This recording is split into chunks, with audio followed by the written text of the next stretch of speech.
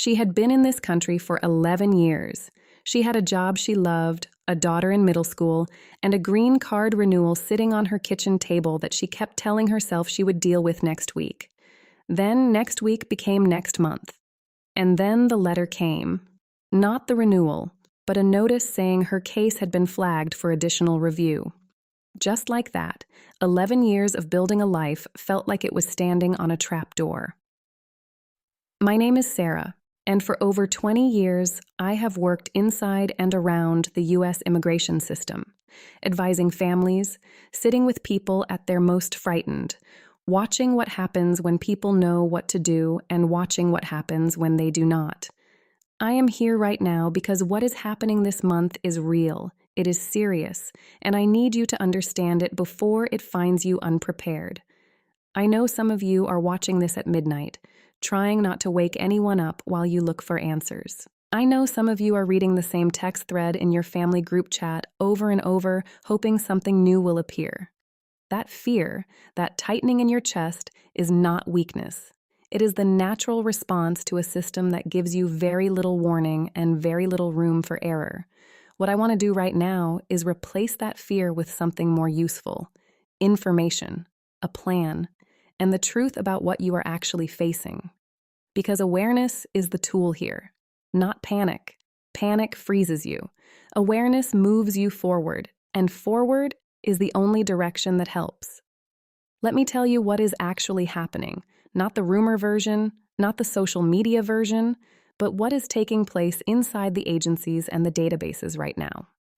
The Department of Homeland Security, the federal agency that oversees immigration, border security, and related programs, has begun a coordinated increase in the speed and number of visa status reviews it is conducting. This means the agency is going back through its records and actively checking whether people who are currently in the United States on visas or who are in the middle of the green card process, the process of becoming a lawful permanent resident, are still meeting every condition that was attached to their status. At the same time, U.S. Citizenship and Immigration Services, the specific office inside Homeland Security that processes applications and petitions, has been issuing what are called requests for evidence at a higher rate than in recent years.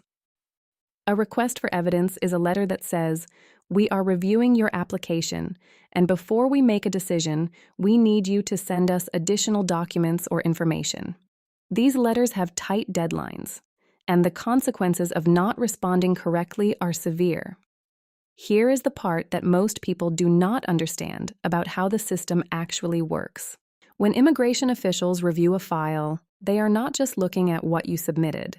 They are running your name, your address, your employer, and in some cases your family members through multiple government databases, shared computer systems that pull information from Social Security, the IRS, which is the federal tax agency, the State Department, and sometimes local law enforcement records. A discrepancy in any of those systems, even a small one, even one that is not your fault, can generate a flag, and a flag can generate a review. And a review can generate a letter, and that letter has a deadline. The timeline moves faster than people expect. When a review is triggered, the clock starts without you necessarily knowing it started. By the time a notice arrives in your mailbox, some of your response window may already be gone, especially if the notice was sent to an old address, or if you share a mailbox, or if someone in the household did not recognize what they were looking at. And here is the part most people skip past without realizing how important it is. So stay with me. I want to walk through the things people are saying right now, in their WhatsApp groups, in their community Facebook pages, from cousins who heard something from a friend, because some of what is circulating is going to get people hurt if they believe it. The first thing I keep hearing is this: they are only going after people who did something wrong. If you followed the rules, you have nothing to worry about. I understand why people say this, and I wish it were true. But a review does not mean you did something wrong. Reviews are being triggered by database mismatches, employer record issues, address changes that were not properly documented, and old paperwork that no longer matches current records. People who did everything right are receiving these letters. Following the rules protects you in the outcome, but it does not prevent the process from touching you. The next one I need to address is, if you have a green card, you are safe. They only go after people on visas. A green card, official permanent resident status, gives you strong protections. But it is not immune from review. Green cards can be revoked in specific legal circumstances, particularly if the application contained errors that were not corrected, if certain criminal matters arose after the card was issued, or if the person spent extended time outside the country in a way that raised questions about whether they intended to remain a permanent resident. Permanent does not mean unreviewable. I also keep hearing, just wait and see what happens. Do not draw attention to yourself by doing anything. This one frightens me more than almost any other piece of advice I hear. Silence inside a government process is not neutral. When you receive a notice and do not respond, the system interprets your silence as abandonment of your case or as agreement with whatever action was proposed. The time to act is always before the deadline, not after. Waiting and watching is how people lose cases they should have won. And the fourth thing I hear constantly, my cousin hired someone who fixed everything in 2 weeks for $500. It is not that complicated. I am going to come back to this when we talk about scammers, but the short version right now is this. The people making those promises are counting on you being scared enough to pay without asking the right questions. And by the time you realize it did not work, the deadline has already passed. Now let me tell you about the hidden traps, the things that thoughtful, careful, legally minded people still fall into because the rules are invisible until they close around you. The first hidden trap is the address trap. Immigration agencies send notices to the address on file, the one you gave them, sometimes years ago. If you moved and did not file the correct form, Form AR-11 is the address change notification required by law for non-citizens. And a notice went to your old address, the agency considers you properly notified. Your deadline was running even while you were unaware a letter had been sent. Check your address on file with every agency you have an open case with. Do it this week. The second hidden trap is the travel trap. If you leave the United States while a case is open, meaning while a visa renewal, green card application, or any other petition is being processed, your departure can trigger what is called abandonment of application in certain visa categories. And for green card holders, spending too much time outside the country can raise questions about whether you have given up your intent to live here permanently. Before any international travel, talk to someone who knows your specific case status. The third trap is the employer trap. Many visa categories, particularly H-1B visas, which are work visas for people in specialized professional jobs, are tied directly to your employer. If your employer changes your job title, your work location, your salary, or your role, that change may require filing a new petition or an amendment. Many employers do not tell their employees this. Many employees do not know to ask. And many immigration cases are flagged because of employment changes that were never reported. The fourth trap is the interview silence trap. If you are called in for an interview, whether at a government office, a port of entry, or through a consulate if you are traveling, you have the right to ask for an attorney before answering certain questions. Many people, trying to appear cooperative, answer questions they did not fully understand in ways that created problems they never intended. You can be respectful and cooperative and still say, I would like to have my attorney present before I respond to that. That is not resistance. That is your legal right. I want to tell you about someone I will call James. James had been in the United States for 8 years on a work visa, an H-1B, and was in the middle of his green card process. His employer was acquired by another company. The new company kept him in the same role, same salary, same office. James assumed everything continued as before. It did not. The acquisition was considered a material change, a significant enough change to require a new filing. And because nobody filed it, James's case developed a gap in his record. When his green card application came up for review, that gap required a full legal response. It cost him an additional year of waiting and considerable money in legal fees. What happened to James is exactly the kind of thing no one warns you about.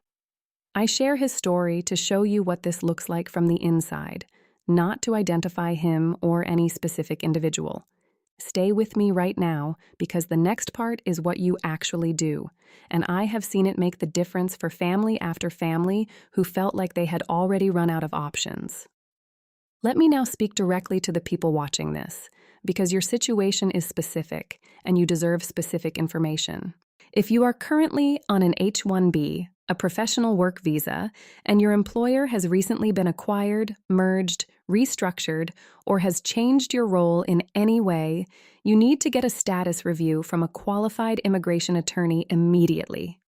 Do not wait to see if a problem develops. Find out now whether a filing was required and whether it was made. If you are a green card holder who has traveled outside the United States for more than 6 months in the past year, or who is planning to, you need to understand the rules about maintaining your permanent residency. A trip that extends beyond 6 months without proper planning can be used to challenge your continued status. There is a document called a re-entry permit that can protect you before you travel. It cannot protect you after the trip has already happened. If you are on an F1 student visa, which is the visa for people studying at U.S. colleges and universities, and you have graduated or are about to graduate, your legal status is tied to a specific set of post-graduation work authorizations. The optional practical training program, known as OPT, gives you a temporary period to work in your field. Missing a deadline in that process or starting work before authorization is approved can trigger a status violation. Talk to your university's international student office now, not at graduation. If you are a U.S. citizen with a spouse, parent, or child who is waiting on a green card application, and that case has been open for more than a year without a clear update, this is the moment to find out exactly where the case stands. Cases that were moving slowly are now at higher risk of administrative review. Inaction now is not safe. If you came to the United States on any visa and your status has since lapsed, meaning the authorized period ended and you did not depart or file for an extension, you are in a situation that requires legal advice before you do anything else. Do not file anything, travel anywhere, or sign anything without understanding exactly where you stand. What I'm about to walk you through now is something immigration attorneys routinely explain in paid consultations. I want you to have it for free, right here, right now. First, gather every immigration document you have. Your visa, your I-94 record. That is the electronic entry record the government creates every time you enter the country. Your passport, any approval notices, and any open application receipts. Put them in one place. Know what you have. Second, go to the USCIS website, that is uscis.gov, and use the case status tool to look up every open application or petition connected to your name. Write down the status and the date of the last update for each one. Third, verify your address of record with every agency that has an open file on you. If you have moved and not updated your address officially, do it now. The form for non-citizens is AR-11, and it can be submitted online. Fourth, if you have received any letter, notice, or request for evidence from any immigration agency, find the response deadline on that document and contact a qualified attorney or accredited representative within 24 hours of finding this out. Not next week. Now. Fifth, if you are a green card holder, check the expiration date on your card. Green cards expire and must be renewed. An expired card does not mean you have lost your status, but it creates complications in employment and travel that can escalate quickly. Renewal applications should be filed well before the expiration date, not after. Sixth, if you have an attorney or an accredited representative, someone officially authorized by the government to represent you in immigration matters, contact them this week and ask them directly, is there anything about the current review environment that I should be doing right now that I am not doing? A good representative will tell you. If they do not know the answer, that is also information. Now I need to talk about the people who are going to try to take your money right now. And I want to be direct about this because these people are most dangerous when you are most frightened. Right now, there are notaries, people authorized only to witness signatures on documents, not to give legal advice, advertising in immigrant communities that they can fix immigration problems, accelerate green card cases, or prevent visa revocations for an upfront fee. They cannot do any of those things. The worst of them will take your money, file something incorrectly, and disappear before you realize the damage has been done. Only a licensed immigration attorney or a Board of Immigration Appeals accredited representative, someone officially certified to handle immigration cases, is authorized to advise you and represent you. Check credentials before you pay anyone anything. I want to tell you about a family I will call the Okafor family. A husband and wife, both with pending green card applications, were approached by someone in their community who said he had helped dozens of families and could make sure their applications were prioritized. They paid him. He filed incorrect information on one of their forms. When the error was discovered, it created a delay and a credibility question that took their actual attorney months to untangle. What the Okafors lost was not just money. It was time at a stage in the process where time is everything. I share their story because it is not unusual, and I need you to protect yourself the way they wish someone had protected them. As always, details are illustrative and do not identify any specific family. If you are a U.S. citizen or a lawful permanent resident and you have a family member whose immigration case is part of what we have discussed today, there is a tool available to you that many people do not know about. Your elected congressional representative, the person chosen to represent your area in the U.S. House of Representatives or Senate, has a Constituent Services Office. That office exists specifically to help people in the district navigate federal agencies, including immigration agencies. They cannot override legal decisions or change outcomes, but they can make formal inquiries that get attention from the agency, move cases off stalled queues, and sometimes unlock communication that had gone silent. You can find your representative at house.gov. Enter your zip code and you will see their office contact information. Call the Constituent Services line and explain that you have a family member with an immigration matter. It costs nothing. It sometimes moves mountains. I want to make sure you leave here knowing what you still control. Because in a system this large and this complicated, it is easy to feel like you have no power. You have more than you think. You have the right to remain silent in any interaction with a government official when you are uncertain of the legal consequences of what you say. You have the right to an attorney before you answer questions in a formal interview or hearing. You have the right to refuse to sign any document you have not read and fully understood. And you have the right to take that document to an attorney before signing it. You have the right to appeal a decision made about your immigration status. And you have the right to request a copy of your own immigration file. It is called a FOIA request, a Freedom of Information Act request, which is a legal process that lets you see what the government has in its records about you. None of these rights are taken away by the current environment. They belong to you. Here is what I need you to hold on to before we close. Immigration policy has tightened before. It has also loosened before. What is happening right now is not the first time this system has moved towards stricter review, and it will not be the last. I have watched families navigate policy environments that looked far more impossible than this one and come through because they were prepared, because they responded, because they did not allow fear to become inaction. The underlying law, the actual statutes, the actual rights, the actual processes has not changed as dramatically as some headlines suggest. What has changed is the speed of review, the rate of scrutiny, and the tolerance for gaps in paperwork. That means the people who are most protected right now are the people who know their files, know their deadlines, and are not waiting for the problem to arrive before they address it. That is you, right now, because you stayed. If you have a specific situation, a visa category, a pending case, a letter you received, a change in your employment, a question about travel, leave it in the comments. I read every single one. I respond when I can, and when I cannot respond personally, I make sure the questions that come up most often become the center of what I cover next. Your question may be the thing that helps the next person who finds this. You are not navigating this alone, and you came to the right place.